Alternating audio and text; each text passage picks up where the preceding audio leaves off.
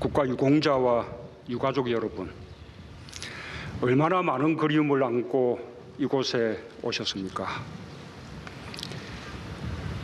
보고 싶은 사람을 가슴 깊숙이 품고 계신 분들을 여기 오는 길 곳곳에서 마주쳤습니다.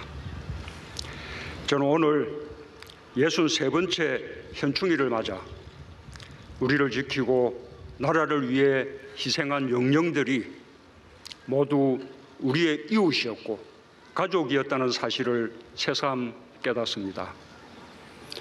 국민과 국가를 위해 헌신한 국가유공자 여러분께 깊은 존경의 마음을 표하며 유가족께 애틋한 애도의 말씀을 드립니다. 존경하는 국민 여러분, 대한민국의 역사는 우리의 이웃과 가족들이 평범한 하루를 살며 만들어온 역사입니다. 아침마다 대문 앞에서 밝은 얼굴로 손 흔들며 출근한 우리의 딸, 아들들이 자신의 책임을 다하며 일궈온 역사입니다. 일제치하 앞장서 독립만세를 외친 것도, 나라를 지키기 위해 전쟁터에 나간 것도, 누구보다 성실히 일하며 경제발전에 이바지한 것도, 민주주의가 위기에 처했을 때 두 주먹 불끈 쥐고 거리에 나선 것도 모두 평범한 우리의 이웃, 보통의 국민들이었습니다. 그 과정에서 희생한 대부분의 사람들도 우리의 이웃들이었습니다. 이곳 대전현충원은 바로 그분들을 모신 곳입니다. 독립유공자와 참전용사가 이곳에 계십니다. 독도 의정수비대, 연평해전과 연평도 포격 전사자, 천안함의 호국영령을 모셨습니다. 소방공무원과 경찰관, 순직공무원 묘역이 조성되었고 의사상자 묘역도 따로 만들어 숭고한 뜻을 기리고 있습니다. 2006년 카센터 사장을 꿈꾸던 최종민 정비사는 9살 아이를 구한 뒤 바다에서 숨을 거뒀습니다. 2009년 김제시 농업기술센터 황지영 행정인턴과 어린이집 금날의 교사는 교통사고를 당한 사람을 돕다가 뒤따르던 차량에 목숨을 잃었습니다. 2016년 성우를 꿈꾸던 대학생 안치범 군은 화재가 난 건물에 들어가 이웃들을 모두 대피시켰지만 자신은 돌아오지 못했습니다. 유가족들에게는 영원한 그리움이자 슬픔일 것입니다. 그러나 우리 안에 다른 사람을 도울 수 있는 용기가 깃들어 있다는 것을 그들이 우리에게 알려주었습니다. 이웃을 위한 따뜻한 마음이 어려운 삶이 되었습니다. 가족을 위해 최선을 다해 살아온 하루가 비움한 용기의 원천이 되었습니다. 그리고 그것이 대한민국을 지탱하는 힘이 되었습니다. 이러한 분들이 있었기에 우리는 우리 자신처럼 평범한 국민이 나라의 주인이라는 사실을 자각할 수 있었습니다.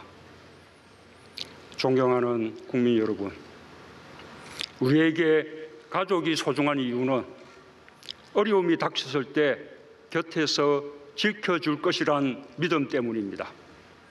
국가도 마찬가지입니다.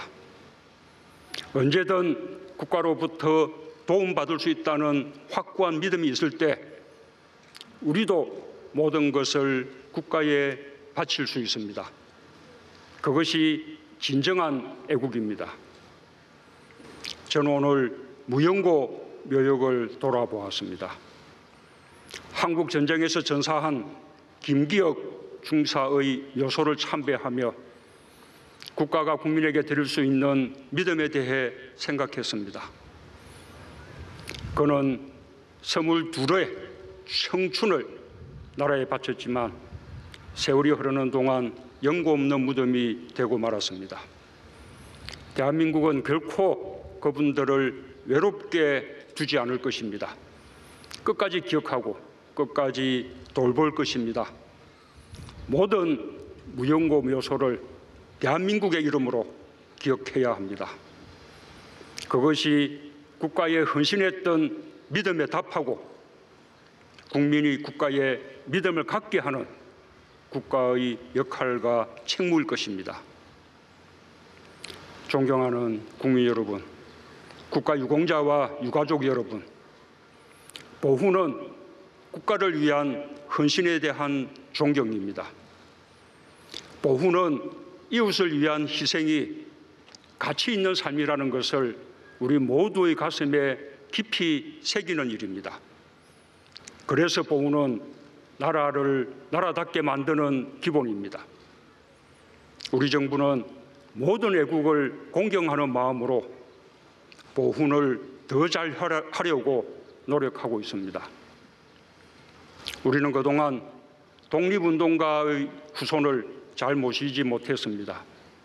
이제 독립유공자의 자녀와 손자녀까지 생활지원금을 들을 수 있게 되어 무척 다행스럽습니다. 지난 1월 이동영 선생의 손녀 82세 이애희 여사를 보훈처장이 직접 찾아뵙고 생활지원금을 전달했습니다. 이동영 선생은 대한민국 임시정부에서 주석, 국무령, 국무총리 등을 역임하며 20여 년간 임시정부를 이끌었던 분입니다. 이제 비로소 사람 노릇을 할 수 있게 되었다는 여사님의 말씀이 우리를 부끄럽게 합니다. 우리 정부는 국가보훈처를 장관급으로 격상시켰고 보훈 예산 규모도 사상 최초로 5조 원을 넘어섰습니다. 올해 1월부터 국립호국원에 어전단을 신설하여 독립유공자의 안장식을 국가의 예우 속에서 품격 있게 진행할 수 있게 하였습니다. 생존해 계신 애국지사의 특별예우금도 50% 올려드리게 되었고 참전용사들의 무공수당과 참전수당도 월 8만 원씩 더 지급해드리고 있습니다. 대통령의 건조기를 정정하는 훈령도 제정했습니다. 6월 1일 첫 시행되는 날 국가유공자 김기윤 선생의 빈소에 대통령 건조기 1호를 인편으로 정중하게 전달했습니다. 8월에는 인천보훈병원이 개원합니다. 국가유공자들이 가까운 곳에서 의료와 요양을 받을 수 있도록 강원권과 전북권에도 보훈요양병원을 신설하고 부산, 대구, 광주, 대전에 전문 재활센터를 건립할 예정입니다. 대한민국 임시정부가 중국 충칭시에 설치한 한국광복군 총사령부의 복원은 중국 정부의 협력으로 임시정부 수립 100주년이 되는 내년 4월까지 완료할 계획입니다. 한국 전쟁에서 전사한 군인과 경찰의 유해 발굴도 마지막 한 분까지 계속해 나갈 것입니다. 남북 관계가 개선되면 비무장지대의 유해 발굴을 우선적으로 추진하겠습니다. 미군 등 해외 참전 용사들의 유해도 함께 발굴할 수 있을 것입니다. 국민을 위한 모든 희생과 헌신에 보답하기 위해 법령도 정비했습니다. 지난 3월 구조활동을 하던 3명의 소방관이 사망하는 안타까운 일이 있었는데 교육생이던 고 김원영, 고 문세미 소방관은 정식 임용 전이라는 이유로 국가유공자로 인정받을 수 없었습니다. 똑같이 국민과 국가를 위해 희생했는데도 신분 때문에 차별받고 억울함이 있어서는 안 됩니다. 정부는 두 분을 포함해 실무 수습 중 돌아가신 분들도 순직으로 인정받을 수 있도록 소방공무원 임용령을 개정했습니다. 오늘 세 분 소방관의 묘비 제막식이 이곳에서 있을 예정입니다. 눈물로 따님들을 떠나보낸 부모님들과 가족들께 각별한 위로의 말씀을 드립니다. 존경하는 국민 여러분, 국가유공자의 진정한 예우는 국가유공자와 유족들이 자부심을 가질 수 있을 때 비로소 완성됩니다. 그분들의 삶이 젊은 세대의 마음속에 진심으로 전해져야 합니다. 우리 후손들이 선대들의 나라를 위한 헌신을 기억하고 애국자와 의인의 삶에 존경심을 가질 수 있도록 우리 국민 모두가 함께 관심을 가져야 합니다. 애국과 보훈에 보수와 진보가 따로일 수 없습니다. 나라를 나라답게 만드는 일에 국민들께서 함께 마음을 모아주시기 바랍니다. 그것이 대한민국의 힘이 되고 미래가 될 것입니다. 지방자치단체별로 국가유공자의 집을 알리는 명패 달아드리기 사업을 하고 있습니다. 그러다 보니 지역별로 모양도 각각이고 품격이 떨어지는 곳도 있습니다. 정부가 중심 역할을 해서 국가유공자를 존경하는 마음을 이웃들과 함께 나누겠습니다. 저는 오늘 평범한 일상 속에서 서로 아끼는 마음을 일궈낸 대한민국 모든 이웃과 가족에 대해 큰 긍지를 느낍니다. 우리가 서로를 아끼고 지키고자 할 때 우리 모두는 의인이고 애국자입니다. 대한민국의 이름으로 애국 역량과 의인, 민주 열사의 뜻을 기리고 이어가겠습니다.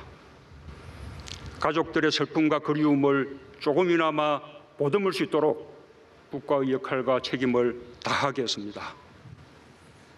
감사합니다.